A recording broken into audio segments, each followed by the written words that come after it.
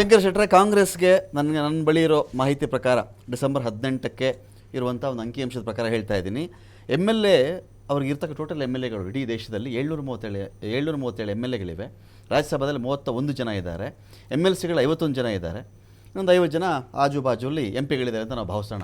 ಇಂಥ ಒಂದು strong party ಒಂದು ಅಲಯನ್ಸ್ನಲ್ಲಿ ಲೀಡರ್ಶಿಪ್ ತಗೊಳ್ಳೋ ವಿಚಾರದಲ್ಲಿ ತುಂಬ ಬಾರ್ಗೇನ್ಗೆ ಒಳಗಾಗ್ತಾ ಇದೆಯಾ? 5 ರಾಜ್ಯ ಚುನಾವಣೆ ವೆಯ್ಟ್ ಮಾಡಿದ್ರು, ಜಾಸ್ತಿ ರಾಜ್ಯ ನಮಗೆ ಸಿಕ್ಕಷ್ಟು ನನ್ನ ಚೌಕಾಶಿ ಪವರ್ ಜಾಸ್ತಿ ಆಗುತ್ತೆ. ಆಗ ನಾವು ಸ್ಥಳೀಯ ಇಂಡಿಯಾ ಅಲಯನ್ಸ್ನ ಪಕ್ಷಗಳನ್ನು ನಾವು ನಮಗಿಷ್ಟು ಬೇಕು ಅಂತ ಡಿಮ್ಯಾಂಡ್ ಮಾಡೋ ಸ್ಥಿತಿಲಿ ಇರ್ತೀವಿ ಅಂಥೇಳಿ ಬರೀ ತೆಲಂಗಾಣಕ್ಕೆ ಸೀಮಿತವಾದಾಗ 5 ರಾಜ್ಯಗಳ ಚುನಾವಣೆಯಲ್ಲಿ ಅದರ ಬಾರ್ಗೇನಿಂಗ್ ಪವರ್ ಕಡಿಮೆ ಆಯಿತು. ಜೊತೆಗೆ ಮೈತ್ರಿ ಪಕ್ಷಗಳ ಬೇಡಿಕೆ ಕೂಡ ಜಾಸ್ತಿ ಆಯಿತು, ಡಿಮ್ಯಾಂಡ್ ಜಾಸ್ತಿ ಮಾಡೋಕ್ಕೆ ಶುರು ಮಾಡಿದ್ರು. ನಾನು ಇದು ಮಾಡ್ತೀನಿ, ನಿನಗೆ ಕೊಡೋದೇ 2 ಸೀಟು, 2 ಸೀಟಲ್ಲಿ ಗೆದ್ದಿದ್ದೀರಿ, 2 ಸೀಟ್ ನೀವು ತೊಗೊಳ್ಳಿ ಅಂತ ಮಮತಾ ಬ್ಯಾನರ್ಜಿ ಹಿಂದೆ ಕೂಡ ಹೇಳಿದರು.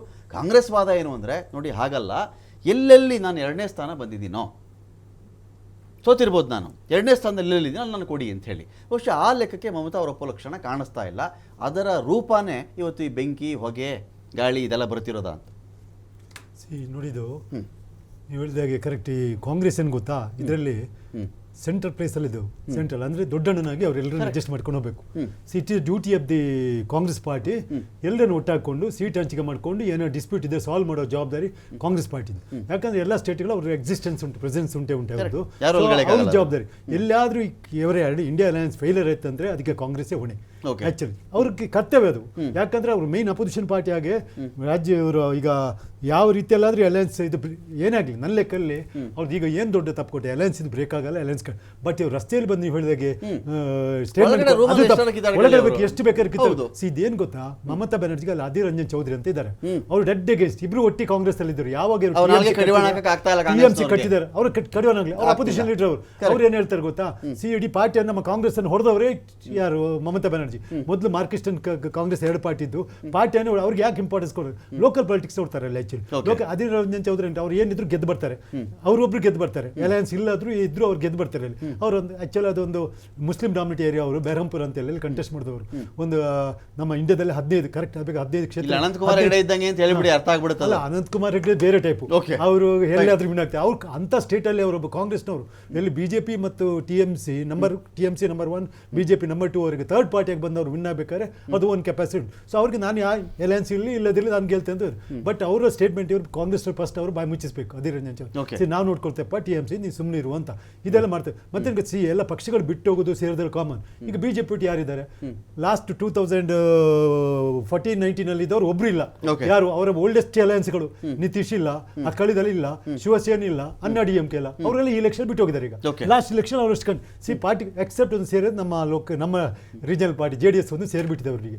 ಸೊ ಆಯ್ತಲ್ಲ, ಇಂಡಿಯಾದವರು ಫಸ್ಟ್ 1 or 2 ಮೀಟಿಂಗ್ಸ್ ಒಳ್ಳೆ ರೀತಿಯೆಲ್ಲ ಆಯ್ತು.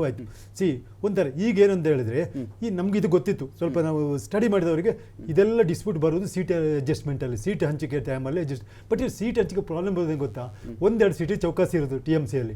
ಅವ್ರು ಹೇಳಿದಾರೆ ನಾನು TMC ಮಾರ್ಕ್ಸಿಸ್ಟ್ಗೆ 1 ಸೀಟ್ ಕೊಡೋದಿಲ್ಲ ಅಂತ. ಯಾಕಂದ್ರೆ ನನ್ನ ರಾಜ್ಯಕ್ಕೆ ಹೋರಾಟನೇ ಮಾರ್ಕ್ಸಿಸ್ಟ್ ಅಗೇನ್ಸ್ಟ್ ಇಂದ 45 ವರ್ಷ ನನ್ನ ರಾಜ್ಯಕ್ಕೆ ಹೋರಾಟನೇ ಶುರು ಮಾಡಿದ್ದು ಮಾರ್ಕ್ಸಿಸ್ಟ್ ಇದ್ದಾರೆ. ಸೊ ಅವ್ರಿಗೆ ಸೀಟ್ ಕೊಡೋದು. ಸೊ ಅದೇನಿಲ್ಲ. ಸೊ 1-2 ಸೀಟ್ ಚೌಕಾಸಿ 2 ಕೊಡ್ತಾರೆ, 3ಕ್ಕೆ ಸೆಟ್ಲ್ ಆಗ್ತದೆ. ಅಲ್ಲೇನಪ್ಪ ಇಲ್ಲಿ ನನ್ನ ಅಂದಾಜು ಒಂದು ಸ್ಟೇಜಲ್ಲಿ ಬಿಹಾರ್ ಮತ್ತು ನಂಗೆ ಬಂದ ಸುದ್ದಿ ಅವರ ಮೀಡಿಯಾ ಪ್ರಕಾರ ಏನಂದ್ರೆ, ಬಿಹಾರ್ ಆ್ಯಂಡ್ ಪಂಜಾಬ್ ಡೆಲ್ಲಿ ಟಾಪ್, ಬಿಹಾರ್ ಒಟ್ಟಿಗೆ ನಿತೀಶ್, ಲಲ್ಲು ಆ್ಯಂಡ್ ಕಾಂಗ್ರೆಸ್ನವ್ರದ್ದು ಸೆಟಲ್ಮೆಂಟ್ ಆಗಿದಂತೆ ಇತ್ತು. ಸೊ ನನ್ನಂದಾಜಿ ಇವರು ಸೆಟಲ್ಮೆಂಟ್ ಆಗಿಲ್ಲಾದ್ರೆ ಬಹುಶಃ ಇವ್ರು ಬೇರೆ ಬೇರೆ ಅಲ್ಲಿ ಕಂಟೆಸ್ಟ್ ಮಾಡಿದ್ರೆ, ನಾವು 1984 ನೋಡಿದೇವಲ್ಲ ಕಾಂಗ್ರೆಸ್ನವರೊಮ್ಮೆ 404 ಸೀಟ್ ಹೊಡಿದ್ದಾರೆ. ಅದರಲ್ಲಿ ಎಷ್ಟು 416 ಇಲೆಕ್ಷನ್ ಅಂತದಾಗ ಪಂಜಾಬ್ ಮತ್ತು ಅಸ್ಸಾಮಲ್ಲಿ ಇಲೆಕ್ಷನ್ ಆಗಿಲ್ಲ ಬಿಕಾಸ್ ಆಫ್ ಗಲಾಟೆ ಇದ್ದದ್ರಿಂದ ಅಲ್ಲಿ 516 404 ಸೀಟ್ ಇದೆ. ಸಪೋಸ್ ಈ ಸಲ ಇವರು ಅಲಯನ್ಸ್ ಆಗಿದ್ದಾರೆ, ಪುನಃ ಅವರು 400 ಸೀಟ್ ಟಚ್ ಮಾಡ್ತಾರೆ. ನಟರಾಜ್ ಕೊಟ್ರೆ ಈಗ ಈ ಪಂಜಾಬಲ್ಲಿ 13 ಸೀಟ್ಗೂ ನಾವು ಕಂಟೆಸ್ಟ್ ಮಾಡ್ಬಿಡ್ತೀವಿ ಅಂತ ಅವ್ರು ಹೇಳ್ತಾ ಇದ್ದಾರೆ. ನಮಗಿರೋ ಲೆಕ್ಕಾಚಾರ 7 MP ನಿಮ್ಮ ಪಾರ್ಟಿಯವ್ದು ಇರಬೇಕು, ಇದೊಂದು ಭಾಗ. ಇನ್ನೊಂದು ಕಡೆ 40% ವೋಟ್ ನಿಮ್ದಿದೆ ಅಲ್ಲಿ. ಹೌದು. ಯಾವ ಗ್ರೌಂಡಲ್ಲಿ ಭಗವಂತ್ ಮಾನ್ ಅವರು ನೀವು ಸ್ಪರ್ಧೆಯಿಂದ ದೂರ ಇಡಿ ಅಂತ ಇಂಡೈರೆಕ್ಟ್ ಮೆಸೇಜ್ ಕೊಡ್ತಾ ಇದ್ದಾರೆ ನಿಮಗೆ? ಇಲ್ಲ, ಈಗ ಆಮ್ ಆದ್ಮಿ ಪಾರ್ಟಿ ಅವರೇನು ಡೌನ್ವರ್ಡ್ ಅಲ್ಲಿಲ್ಲ, ಅವರು ಏರುಮುಖದಲ್ಲಿ ಗೋವಾದಲ್ಲಿ ಒಂದು ಸೀಟ್ ತೆಗೆದ್ರು, ಗುಜರಾತ್ ಸ್ವಲ್ಪ ಪ್ರೆಸೆನ್ಸ್ ತೋರಿಸಿದ್ರು, ಹಂಗಾಗಿ ಅದೇನು ಇದಿಲ್ಲ. ಆದರೆ ಪಂಜಾಬ್ ಅಂತ ಬಂದಾಗ BJP ಅಲ್ಲಿ ಗೆಲ್ಲಲ್ಲ. ಓಕೆ, ಇಲ್ಲ ಕಾಂಗ್ರೆಸ್ ಗೆಲ್ಲಬೇಕು, ಇಲ್ಲ ಆಪ್ ಗೆಲ್ಲಬೇಕು, ಇವತ್ತಿನ ಪರಿಸ್ಥಿತಿ. ಆದರೆ ಅವ್ರಿಗೆ ಏನು, ನಾವೇ ಗೆಲ್ತೀವಿ, ನಮ್ಗೆ ಗೆಲ್ಲೋ ಅವಕಾಶ ಇದೆ, ನಮ್ಗೆ ಅವಕಾಶ ಕೊಡಿ ಅಂತ ಅವ್ರು ಹೇಳಿದ್ದಾರೆ. ಅದು ಅವರ ವೈಯಕ್ತಿಕವಾದ ವಿಷಯ. ಅದಿನ್ನು ಅರವಿಂದ್ ಕೇಜ್ರಿವಾಲ್ ಅವರು, ರಾಹುಲ್ ಗಾಂಧಿ ಅವರು, ಮಾನ್ಯ ಖರ್ಗೆ ಸಾಹೇಬರು ಚರ್ಚೆ ಮಾಡಬೇಕಿದೆ. ಓಕೆ, ಏನು ಮತವ ನಮಗೆ ಬಂದಿದೆ, ಎಷ್ಟು ನಾವು ಗೆಲ್ಬೋದು, ಅವ್ರು ಗೆಲ್ಬೋದು, ನಮ್ದೊಂದು ಆಂತರಿಕವಾದ ಒಂದು ಸಮೀಕ್ಷೆಗಳು ಆಗೇ ಆಗ್ತವೆ, ಚರ್ಚೆಗಳಾಗ್ತವೆ. ಓಕೆ, ಅದರೊಳಗೆ ಹಂಚಿಕೆ ಆಗುತ್ತೆ. ಇದು ಅವ್ರು ವೈಯಕ್ತಿಕವಾಗಿ ಹೇಳಿದ್ದಾರೆ, ಅವರ ಆಸೆ ಮುಖ್ಯಮಂತ್ರಿ ಆಗಿದ್ದಾರೆ, 13 ಗೆಲ್ಲಬಹುದು ಅನ್ನೋ ಒಂದು ಅವಕಾಶ ಇದೆ ಅಂತ ಇಂಡಿಯಾ ಮೈತ್ರಿಕೂಟಕ್ಕೆ ಇದೆ ಅಂತ ಬಂದಾಗ ನಾವೇ ಗೆಲ್ಲೋಣ ಅಂತ ಅವ್ರಿಗೊಂದು ಆಸೆ ಇದೆ. ಅದರೊಳಗೆ ಅದೇನು ಡಿಸ್ಪ್ಯೂಟ್ ಅಂತ ಒಂದು ದೊಡ್ಡ ವಿಷಯ ಅಲ್ಲ. ಚರ್ಚೆ ಮಾಡಿ ಹಿರಿಯ ನಾಯಕರು ಚರ್ಚೆ ಯಾವಾಗ ನೀವು ಸೀಟ್ ಹಂಚಿಕೆ ಎಲ್ಲ ಮಾಡೋದು ಅಂದಾಜು? ಇಲ್ಲ, ನಮಗೆ ಬಂದಿರೋ ಮಾಹಿತಿ ಪ್ರಕಾರ ಈ ಮಂತ್ 3 ಕೂಡ ಒಂದು ಮೀಟಿಂಗ್ ಮಾಡ್ತಾರೆ. ಅದಾದಮೇಲೆ ಫೆಬ್ರವರಿ 2ನೇ ವೀಕಲ್ಲಿ ಫೈನಲ್ ಮಾಡ್ತಾರೆ ಅಂತ ಇದೆ. 2ನೇ ವಾರದಲ್ಲಿ ಟಿಕೆಟ್ ಎಲ್ಲ ಕಡೆ 545 ಕ್ಷೇತ್ರಗಳಲ್ಲೂ ಟಿಕೆಟ್ ಫೈನಲ್ ಆಗುತ್ತೆ ಅಂತ ಒಂದು ಮಾಹಿತಿ ಇದೆ. ಸೊ ನಾವು ಅಲ್ಲಿವರೆಗೂ ಕಾಯ್ತಾ ಇದೀವಿ. ಆದರೆ ಈಗ ನಮ್ಗೊಂದು ಮ್ಯಾನಿಫೆಸ್ಟೋ ಕಮಿಟಿ ಮಾಡ್ಕೊಂಡಿದ್ದೀವಿ. ಅದರೊಳಗೆ ಕಾಮನ್ ಮಿನಿಮಮ್ ಪ್ರೋಗ್ರಾಮ್ಗಳು ನಾವೇನು ಇರಬೇಕು ದೇಶಕ್ಕೆ. ಇಡೀ ಇಶ್ಯೂ ಇರೋದು ನರೇಂದ್ರ ಮೋದಿನ ಸ್ಥಳೀಯ ಇಶ್ಯೂಗಳ, ಸ್ಥಳೀಯ ಆಡಳಿತ ವೈಫಲ್ಯಗಳ, ಸಂಸದರ ಕರ್ತವ್ಯ ಮಾಡಿದಿರೋ ವಿಚಾರಗಳ ಯಾವ್ದು ವಿಚಾರ ಯಾವುದು? ರಾಜ್ಯಗಳಿಗೆ ಸುಪ್ರಿಯಾ ಸುಳೆ ಮಾತಾಡ್ತಾ ಇದ್ದಾರೆ, ಈಗ ಲೋಕಸಭಾ ಆಯಾ ರಾಜ್ಯಗಳಿಗೆ ಸಂಬಂಧಪಟ್ಟ ಸ್ಟ್ರಾಟಜಿ ನಮ್ ಚೇಂಜ್ ಆಗುತ್ತೆ ಅಂತ ಹೇಳಿ. ಖಂಡಿತವಾಗಿ ಆಗುತ್ತೆ. ಬಟ್ ಇಡೀ ಅಲಯನ್ಸ್ ಒಕ್ಕೂಟ ಕೇಳಿದ್ರೆ ಮೋದಿ ಮೋದಿ ಮೋದಿ ಅಂತ ಹೇಳಿ. ಇಲ್ಲ, ಈಗ ಬಿಜೆಪಿಗೆ ತಾವು ಹೇಳ್ಕೊಳ್ಳಿಕ್ಕೆ ಏನೂ ಇಲ್ಲ. ಓಕೆ, ಇಲ್ಲದನ್ನ ಇದೆ ಅಂತ ದೊಡ್ಡ ವೈಭವೀಕರಣ ಮಾಡಿ ಮೋದಿಯವರನ್ನ ದೊಡ್ಡದಾಗಿ ಮಾಡಿದ್ದಾರೆ. ಅದು ಅವರ ಪ್ರಚಾರದ ವೈಖರಿ. ಅದೇನಿಲ್ಲದಿದ್ರು ಮಾರ್ಕೆಟಿಂಗ್ ಹಂಗೆ ಸ್ಟ್ರಾಟಜಿ ಅಂತೆ, ಏನಿಲ್ಲದಿದ್ರು ಈ ಟೂತ್ ಪೇಸ್ಟ್ ಏನಿದೆ ಅಂತ ಗೊತ್ತಾಗಲ್ಲ, ಬಟ್ ಜನ ಅದು ಉಪಯೋಗಿಸ್ತಾರೆ, ಯಾಕಂದ್ರೆ ಬೆಳ್ಳಗೆಲ್ಲ ಆಯ್ತದೆ ಅಂತ. ಸೊ ಆದ್ರೆ ಎಲ್ಲ ಟೂತ್ ಪೇಸ್ಟ್ ಅದೇ ಆಗದೆ. ಬಟ್ ಅಂದ್ರೆ ಆ ಪ್ರಚಾರದ ಕೆಪಾಸಿಟಿ ಅವ್ರಿಗೆ ಇದೆ, ಮಾಡಿದಾರೆ ಅದನ್ನ, ಇಲ್ಲ ಅಂತ ಹೇಳ್ತಿಲ್ಲ. ಆದ್ರೆ ನೀವು ಫೇಲ್ ಆಗಿದ್ದೀರಿ, ಆದ್ರೆ ಖಂಡಿತವಾಗಿ ನೆಟ್ಟಿಗೆ ಪ್ರಚಾರ ಮಾಡಕ್ ಬಂದಿಲ್ಲ. ಒಳ್ಳೆ ಕೆಲಸ ಆರ್ಗನೈಸ್ ಮಾಡಕ್ ನಿಮಗೆ ಬರಲ್ಲ. ನಾವು ಒಳ್ಳೆ ಕೆಲಸ ಮಾಡಿದ್ರು, not A very good event organiser ಅಲ್ಲ, ರಾಕ್ ಸ್ಟಾರ್ ಪ್ರೋಗ್ರಾಮ್ಗಳು ಮಾಡ್ಲಿಕ್ಕೆ ಬರಲ್ಲ, ಬಂದಿಲ್ಲ ಇಲ್ಲಿವರೆಗೂ. ಒಳ್ಳೆ ಯೋಜನೆಗಳು ಕೊಟ್ಟರು ಕೂಡ ಜನಗಳಿಗೆ ಅದನ್ನ ತಲುಪಿಸಿ ನಾವು ಒಳ್ಳೆ ಯೋಜನೆಗಳು ಕೊಟ್ಟಿದ್ದೀವಿ ಅಂತ ಜನಗಳು ಅನುಭವಿಸ್ತವ್ರೆ. ಕಾಂಗ್ರೆಸ್ ಅವ್ರು ಕೊಟ್ಟರು ಓಟ್ ಹಾಕ್ಬೇಕು ಅಂತ ನಾವು ಅದನ್ನ ಆ ಅಭಿಪ್ರಾಯವನ್ನ ಮೂಡಿಸ್ಲಿಲ್ಲ, ಪರ್ಸೆಪ್ಷನ್ ಮೂಡಿಸ್ಲಿಲ್ಲ, ಅದ್ರಲ್ಲಿ ಫೇಲ್ಯೂರ್ ಆಗಿದ್ವಿ. ಆದ್ರೆ ಇವಾಗ ಏನಾಗಿದೆ, ಜನಗಳಿಗೂ ಕೇವಲ ಒಂದು ಇಶ್ಯೂ ಅಲ್ಲ, 7-8 ವಿಷಯಗಳ ಮೇಲೆ ಸರಿ ಚುನಾವಣೆ ಆಗ್ತದೆ. ಒಂದು ಸ್ಥಳೀಯ ಮಟ್ಟದಲ್ಲೂ ಕೂಡ ನಮ್ಗೆ ಏನ್ ಕೊಟ್ಟಿದ್ದೀರ 9-10 ವರ್ಷದಲ್ಲಿ ಕೇಂದ್ರ ಸರ್ಕಾರ ಅಂತ ಕೇಳ್ತಾರೆ ಜನ. ರಾಮ್ಲಲ್ಲಾ ರಾಜ್ಯಕ್ಕೆ ಏನ್ ಕೊಟ್ಟಿದ್ದಾರೆ ಅಂತ ಕೇಳ್ತಾರೆ. 370 ಕರೆಕ್ಟು, ರಾಮ್ಲಲ್ಲಾ ಕರೆಕ್ಟು. 5 ಲಕ್ಷ ಜನ ನಿನ್ನೆ ಮನೆಯಲ್ಲಿ 5 ಲಕ್ಷ ಜನ ಗ್ರಾಜುಯೇಟ್ ನುಗ್ಗಲು ಬರಬೇಡಿ ಅಂತ ಪೊಲೀಸರ ವಿನಂತಿ. ಅಯೋಧ್ಯೆಗೆ 8 ಲಕ್ಷ ಆಗಿದೆ. ನೀವು ಇದಕ್ಕೆ ಹರಿದ್ವಾರ ನಮ್ ಇದಕ್ಕೆ ಹೋದ್ರೆ, ಕುಂಭಮೇಳಕ್ಕೆ ಹೋದ್ರೆ 1 ಕೋಟಿ ಜನ ಒಂದೇ ದಿನ ಇರ್ತಾರೆ. ಹರಿದ್ವಾರ ಕುಂಭಮೇಳಕ್ಕೆ ಹೋದ್ರೆ 1 ಕೋಟಿ ಜನ ಒಂದೇ ದಿನ ಇರ್ತಾರೆ. ಸೊ ನಿಮ್ಗೇನ್ ರಾಮ್ಲಲ್ಲಾ ತಲೆ ಕೆಡಿಸ್ತಾ ಇಲ್ಲ ನಿಮಗೆ? ಅಲ್ಲ, ರಾಮಲಲ್ಲಾ ಧಾರ್ಮಿಕ ವಿಷಯ, ಓಕೆ, ಅದು ಎಲ್ಲರಿಗೂ ದೇಶಕ್ಕೆ ಸೇರಿದ್ದು, ಪಕ್ಷ ಸೇರಿದಲ್ಲ, ರಾಜಕಾರಣದಲ್ಲ ಅದು.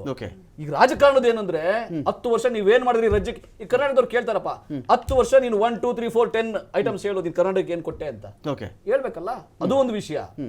ಎರಡನೇದು, ಈ 10 ವರ್ಷ ಏನ್ ಫೇಲ್ಯೂರ್ ಆದ್ರು, ಏನೇನು ಮುಂಚೆ ಪ್ರಾಮಿಸ್ ಮಾಡಿದ್ರು ಫುಲ್ಫಿಲ್ ಮಾಡಲೇ ಇರುವಂತದ್ದು. ಆಮೇಲೆ ನಾವು ಕೊಡೋ ವಿಷನ್ ಇದೆಯಲ್ಲ ಮುಂದಕ್ಕೆ, ನಾವು 60 ವರ್ಷ ಏನ್ ದೇಶಕ್ಕೆ ಕೊಟ್ವಿ, ಕಳೆದ 10 ವರ್ಷ UPA ಇದ್ದಾಗ ಏನ್ ಕೊಟ್ವಿ, ಈಗ ಏನ್ ಕೊಡ್ತೀವಿ, ಅದು ಇಂಪಾರ್ಟೆಂಟ್ ಅಲ್ಲ. ಶಿಲ್ಪಾ ಮೇಡಮ್, ಈಗ ಸ್ಟೇಟ್ ಟು ಸ್ಟೇಟ್ ಅಂತ ಬಂದಾಗ, ಈಗ ನಟರಾಜ್ ಗೌಡ್ರ ವಾದವನ್ನು ನಾವು ಪೂರ್ತಿ ಅಲ್ಲಗಳಿಯಕ್ಕೆ ಆಗಲ್ಲ. ಸ್ಟೇಟ್ ಟು ಸ್ಟೇಟ್ ಅಂತ ಬಂದಾಗ ಇಶ್ಯೂಗಳು ಬೇರೆ ಬೇರೆ ಇರಬಹುದು. ರಾಮ ಮಂದಿರ ಅಂತಲೇ ನೀವು ಇಟ್ಕೊಳ್ಬಹುದು. ನೀವು ಅದನ್ನು ಹೇಳದೇ ಇದ್ರೂ ಕೂಡ ಡೈರೆಕ್ಟ್ಲಿ ಆರ್ ಇಂಡೈರೆಕ್ಟ್ಲಿ ಒಂಥರ ಕನ್ವೆ ಆಗ್ಬಿಡುತ್ತದು. ರಾಮ ಮಂದಿರ ಮಾಡಿದ್ರು, 370 ಮಾಡಿದ್ರು ಅಂತ ಹೇಳಿ. ಅದರದ್ದೇ ಅಂದಟ್ಟು ಒಂದೊಂದು ರಾಜ್ಯ ಕೊಟ್ಟಿರೋ 10 ಕೊಡುಗೆ ಅಂತ ಬಂದಾಗ ಗೊತ್ತಿಲ್ಲ, ಅದು ನೀವೇ ಹೇಗೆ ಆನ್ಸರ್ ಮಾಡ್ತೀರಿ, ಕಾಂಗ್ರೆಸ್ ಎಷ್ಟು ಮಟ್ಟಕ್ಕೆ ಅದನ್ನು ಪ್ರಚಾರ ಮಾಡ್ತೇವೆ, ವಿ ಡೋಂಟ್ ನೋ. ನನ್ನ ಇಡೀ ಪ್ರಶ್ನೆ ಇರೋದಿಲ್ಲ ಅಂತ ಹೇಳಿದ್ರೆ, ಈ ತಮಿಳ್ನಾಡಲ್ಲಿ ನೀವು ಎಲ್ಲಿದ್ದೀರಿ? ಇಲ್ಲ. ಕೇರಳದಲ್ಲಿ ಎಲ್ಲಿದ್ದೀರಿ? ಇಲ್ಲ. ಅಥವಾ ಈ ಕಡೆ ಆಂಧ್ರ, ಈ ಕಡೆ ತೆಲಂಗಾಣ ಅಂತ ಬಂದಾಗ ದೊಡ್ಡ ಮಾರ್ಕ್ ನೀವೇನು ಮಾಡಿಲ್ಲ. ಅಲ್ಲಿ ಬಿಹಾರ ಅಂತ ಬಂದಾಗ ಅಲಯನ್ಸ್ ಇತ್ತು, ಅದು ಕೂಡ ಕಡಿದು ಹೋಗಿದೆ. ವೆಸ್ಟ್ ಬೆಂಗಾಲ್ ನಿಮ್ಮ ಪ್ರೆಸೆನ್ಸ್ ಅಷ್ಟಕ್ಕಷ್ಟೇ. ದೆಹಲಿಯಲ್ಲಿ ನೀವು ಹೇಳೋದೇನು ಬೇಕಾಗಿಲ್ಲ. ಅದೇ ರೀತಿಯಲ್ಲಿ ಪಂಜಾಬಲ್ಲೂ ಹೇಳುವಂಥದ್ದು ಏನೂ ಇಲ್ಲ. ಇದರ ಆಚೆಗೆ ಈ ಅಲಯನ್ಸ್ ನಿಜವಾಗ್ಲೂ ಸೀರಿಯಸ್ ಆದರೆ, ಇದು ಇನಿಷಿಯಲ್ ಅಸಮಾಧಾನಗಳು, ಆರಂಭಿಕ ಹಂತದ ಅಸಮಾಧಾನ, ಸೀಟ್ ಹಂಚಿಕೆ ಗೊಂದಲ, ಒಂದಷ್ಟು ಹೇಳಿಕೆ ಪ್ರತಿ ಹೇಳಿಕೆ, ಇವುಗಳನ್ನು ಇವರು ಮೆಟ್ಟೆ ನಿಂತರೆ ಆಯಾ ಪ್ರತಿಯೊಂದು ರಾಜ್ಯದಲ್ಲೂ ಒಬ್ಬೊಬ್ಬ ಸ್ಟ್ರಾಂಗ್ ಪೈಲ್ವಾನ್ ಇದ್ದಾನೆ ಮೇಡಮ್. ಇವರು ಅಲಯನ್ಸಲ್ಲಿ ಒಳಗಡೆ ಕಿತ್ತಾಡ್ಕೊಂಡು ಹೋದ್ ಬೇರೆ. ಪ್ರತಿಯೊಂದು ರಾಜ್ಯದಲ್ಲೂ BJPಗೆ ಟಕ್ಕರ್ ಕೊಡಬಹುದಾದಂಥ UP ಬಿಟ್ಬಿಡಿ, UP ಗುಜರಾತ್ ರಾಜಸ್ಥಾನ ಬಗ್ಗೆ ಮಾತಾಡೋಕ್ಕೆ ಹೋಗಲ್ಲ, ಅವನು 4-5 ಸ್ಟೇಟ್ಗೆ ಬಿಟ್ಟುಬಿಟ್ರು ಕೂಡ ಉಳಿದ ರಾಜ್ಯಗಳಲ್ಲಿ ನಿಮಗೆ ಟಕ್ಕರ್ ಕೊಡುವಂಥ ಒಬ್ಬ ಪೈಲ್ವಾನ್ ಇದ್ದೇ ಇದ್ದಾನಲ್ಲಿ. ಸೊ ಇದಕ್ಕೆ ಹೆದರ್ಕೊಂಡು ನೀವು ಅವರಲ್ಲಿ ಏನಾದರೂ ಒಂದು ಸಣ್ಣ ಇಲಿ ಹೋಯ್ತು ಅಂದ್ರೆ ಸಾಕು, ಓ ಹುಲಿ ಹೋಗ್ಬಿಟ್ಟಿದೆ ಅಲ್ಲಿ, ಇನ್ನು ಮುಗಿದೋಯ್ತು ಅಲಯನ್ಸ್ ಕತೆ, ಆ ಕನ್ಕ್ಲೂಷನ್ಗೆ ಬರ್ತಾ ಇದ್ದೀರಾ ನೀವು? ಹೆದರ್ಕೊಡುವಂತ ಪ್ರಶ್ನೆನೇ ಇಲ್ಲ. ಯಾಕಂದ್ರೆ ನಾವು ಯಾಕೆ ಹೆದರ್ಕೋಬೇಕು, ನಾವು ಏನಕ್ಕೆ ಹೆದರ್ಕೋಬೇಕು? ಆಲ್ರೆಡಿ ಇವಾಗ ನೀವು ರೀಸೆಂಟ್ ಆಗಿ ನೋಡಿದ್ರಿ, ಡಿಸೆಂಬರ್ ಅಲ್ಲಿ 4 ರಾಜ್ಯದ ಚುನಾವಣೆ ಆಯ್ತು. ಅದ್ರಲ್ಲಿ ನಾವು 3 ರಾಜ್ಯದಲ್ಲಿ ಗೆದ್ದು ತೋರಿಸಿದೀವಿ. ಓಕೆ ಆಫ್ಟರ್ ಗ್ಯಾರಂಟಿ ಇವ್ರು ಕೊಟ್ಟ ಮೇಲೂ ಕರ್ನಾಟಕದಲ್ಲಿ ಗ್ಯಾರಂಟಿ ಕೊಟ್ಟಿದ್ದನ್ನ ಅಲ್ಲಿ ಅಪ್ಲೈ ಮಾಡ್ತೀನಿ, ಇಲ್ಲಿಂದ ದುಡ್ಡು ತಗೊಂಡೋಗಿ ಅಲ್ಲಿ ಸುರಿದ್ರು. ಇಲ್ಲಿ ಗ್ಯಾರಂಟಿಗಳನ್ನ ಯಾರಿಗ್ ಕೊಟ್ಟಿದ್ದಾರೆ ಇವತ್ತು? ಬಾಯ್ ಬಡ್ಕೊಂತ ಇದಾರೆ ಲೇಡೀಸು. 2,000 ತೋರ್ಸಿದ್ರು ಇವ್ರು, ಯಾರಿಗೂ ಕೊಟ್ಟಿಲ್ಲ. ಗ್ಯಾರಂಟಿ ಕಾರ್ಡ್ಗಳನ್ನ ಕೊಟ್ಬಿಟ್ಟಿವ್ರು. ನಾವು ಒಂದು ರಾಮಲಲ್ಲನ್ ಬಗ್ಗೆ, ಅದು ದೈವಿಕ ರೂಪ, 5,000 ವರ್ಷದಿಂದ ಬಂದಂತ ಹೋರಾಟದ ಪ್ರತಿಫಲ ನಾವು ಮಾಡಿದ್ದದನ್ನ. ಅದಕ್ಕೋಸ್ಕರ ಪ್ರತಿಯೊಬ್ಬರಿಗೂ ನಾವು ಅದನ್ನ ಆಹ್ವಾನ ಕೊಟ್ಟಿದೀವಿ, ನೀವು ಬರಬೇಡಿ, ನೀವು ಇದು ಪಕ್ಷಾತೀತವಾಗಿ ಮಾಡಿರುವಂತ ರಾಮಲಲ್ಲನ್ ಉದ್ಘಾಟನೆ ಅದು ಅಯೋಧ್ಯ ಮಂದಿರ. ಅದನ್ನೇ ಇವ್ರ ಅಜೆಂಡಾ ಅಂತ ಇಟ್ಕೊಂಡಿದ್ದಾರೆ ಅಂತ ದೋಷಿಸ್ತಾರೆ. ಒಂದು ರಾಮಲಲ್ಲಾ ನಿಮ್ಮ ಅಜೆಂಡಾ ಅಲ್ಲ, ಅಜೆಂಡಾ ಅಲ್ವೇ ಅಲ್ಲ, ಅದು ಸ್ಥಳೀಯ ಸಂಸದರು ಮತ್ತು ಅವರ ಕೆಲಸ. ಕಾಶಿ ಕಾರಿಡಾರ್ ಮಾಡಿದೀವಿ, ಮಹಾಕಾಲ ಕಾರಿಡಾರ್ ಮಾಡಿದೀವಿ, ಅದನ್ನ ನೋಡ್ತಾ ಇಲ್ವಾ ನೀವು? ಇವ್ರು ಮಾಡಿದ್ರ? ಇವ್ರ ಟೈಮಲ್ಲಿ 60 ವರ್ಷ 70 ವರ್ಷ ಆಳಿದೀವಿ. ಯಾವ ಕಾರಿಡಾರ್ ಮಾಡಿದ್ದಾರೆ? ಯಾವ ಮೆಟ್ರೋ ಟ್ರೈನ್ ತಂದಿದ್ದಾರೆ? ನನ್ನ ಪ್ರಶ್ನೆ ಇಲ್ಲಿ, ಈ ಬಾರಿ ನಿಮ್ಮ ಅಜೆಂಡಾ, ನಿಮ್ಮ ಅಜೆಂಡಾ ಮೇಡಮ್, ಸಂಸದರ ಕೆಲಸನ ನರೇಂದ್ರ ಮೋದಿ ಅವರ, ಲೆಟ್ ಮಿ ಕಂಪ್ಲೀಟ್. ಇವರು ಗ್ಯಾರಂಟಿಗಳನ್ನ ಇಲ್ಲಿಂದ ತೋರಿಸಿದ್ರ, ಲೇಡೀಸ್ ಗಳಿಗೆ 2,000 ಕೊಡ್ತೀನಿ ಅಂದ್ರು, ಆಮೇಲೆ ಬಸ್ ಅಲ್ಲಿ ಫ್ರೀ ಅಂದ್ರು, ಕರೆಂಟ್ಗಳು 200 ಯೂನಿಟ್ ಅಂದ್ರು. ಏನ್ ಮಾಡಿದ್ರು? ಗಂಡನಿಗೆ 200 ರೂಪಾಯಿ ಮಾಡಿದ್ರು ಬಸ್ ಟಿಕೆಟ್. ಓಕೆ, ಅವ್ನು ಏಂತಿದ್ದ ಹೇಳಿ ಹೋಗ್ತಾಳ? ಹೋಗೋದಿಲ್ಲ. ಇನ್ನೊಬ್ರು ಏಂತಿ ಹೋಗ್ತಾ ಇರ್ತಾಳೆ, ಅವಳಿಗೆ ಫ್ರೀ ಆಯ್ತು. ಸೊ ಕತ್ರಿ ಯಾರಿಗ್ ಬಿತ್ತು? Every day who is going, ಯಾರು ಡೈಲಿ ಹೋಗ್ತಾ ಇದಾರೆ ಅವನಿಗೆ ಕತ್ರಿ ಬಿತ್ತು. ಎಲ್ಲ ಬಸ್ ಟಿಕೆಟ್ ಅನ್ನ ಚೆಕ್ ಮಾಡಿ ನೀವು. ಇವಾಗ KSRTC ಯಾವ ಹಂತಕ್ಕೆ ತಂದು ನಿಲ್ಸಿದ್ದಾರೆ ಅಂದ್ರೆ, ಅಲ್ಲಿ ಸ್ಯಾಲ್ರಿ ಕೊಡಕ್ ದುಡ್ಡಿಲ್ಲ ಇವ್ರ ಖಜಾನೆಯಲ್ಲಿ. ಆ ರೀತಿ ಇವರು ಫ್ರೀ ಗ್ಯಾರಂಟಿಗಳನ್ನ ಕೊಟ್ರು. ಇದೇ ಗ್ಯಾರಂಟಿಗಳನ್ನ ಅಪ್ಲೈ ಮಾಡಕ್ಕೆ ಬೇರೆ ರಾಜ್ಯಗಳಿಗೆ ಹೋದ್ರು, ಇವರು ಫೇಲಿಯರ್ ಆದ್ರು, ಒಂದೇ ರಾಜ್ಯದಲ್ಲಿ ಗೆದ್ರು. ನೋಡ್ತಾ ಇದ್ದೀರಾ ನೀವು ಸಿಚುವೇಶನ್. ಹೌದು, ಇವಾಗ ನಾವ್ ಏನು ಮಾಡೇ ಇಲ್ಲ ಅಂದ್ರೆ, ಒಂದೇ ಚಾನ್ಸಿಗೆ ಮೋದಿನ ಕಳ್ಸಿಬಿಡ್ತಿರಲ್ಲ ಜನ. ಒಂದೇ ಚಾನ್ಸಿಗೆ ಕಳ್ಸಿಬಿಡ್ತಾ ಇದ್ರು. ಒಂದ್ ಚಾನ್ಸ್ ಕೊಟ್ರ, ಮತ್ತೊಂದ್ ಚಾನ್ಸ್ ಯಾಕೆ ಕೊಟ್ರು? ನನ್ ಪ್ರಶ್ನೆ ಅದು ಇವ್ರಿಗೆ. ಆಮೇಲೆ ಇವ್ರ ಪಾರ್ಟಿ ಬಗ್ಗೆ ನಾವ್ ಹೇಳ್ಬೇಕಂದ್ರೆ, ನಗಾಡುವಂತ ಲೀಡರ್ ಇವ್ರಿಗೆ. PM ಕ್ಯಾಂಡಿಡೇಟ್ ಪಪ್ಪು, ಲಲ್ಲು, ಪಾಪು, ಜೋಕರ್ ಅಂತ ಕರಿತೀವಿ. ಸೊ ಅವ್ರನ್ನ ಬಿಂಬಿಸಿದ್ರೆ, ಇವಾಗ ರೀಸೆಂಟ್ ಆಗಿ ಕ್ಯಾಂಡಿಡೇಟೇ ಇಲ್ಲ, ಕ್ಯಾಂಡಿಡೇಟೇ ಇಲ್ಲ ಇವ್ರಿಗೆ. ನಾವು ಒಕ್ಕೂಟ ಸ್ಟ್ರಾಂಗ್, ನಾವು ಹೆದರ್ಕೊಳ್ಳೋ ಪ್ರಶ್ನೆನೇ ಇಲ್ಲ. ಇವ್ರು ಸ್ಟ್ರಾಂಗ್ ಅಂತ ಅನ್ಕೊಂಡೇನೆ. We are not considering them only.